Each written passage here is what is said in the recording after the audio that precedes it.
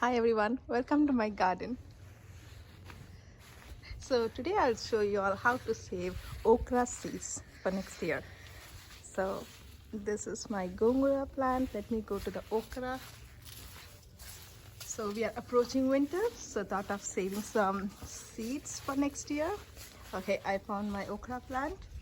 So if you notice that one of the okra is fully dried up and split open, and let me show you this okra where you can also see the seeds. Okay.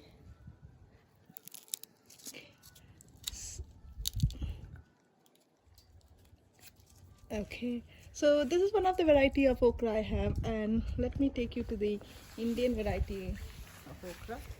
So if you notice that these okras all approaching the dryness, so I always suggest to leave this on the plant itself so that it dries up and comes to the stage where it is fully dried, and you can see the seeds here.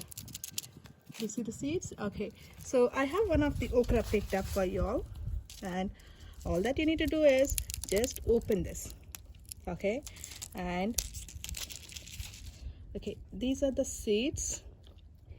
You can store these seeds in a Ziploc bag, or you can store this okra itself, and next year when it's time for okra plants in the spring, you can start putting them in the soil.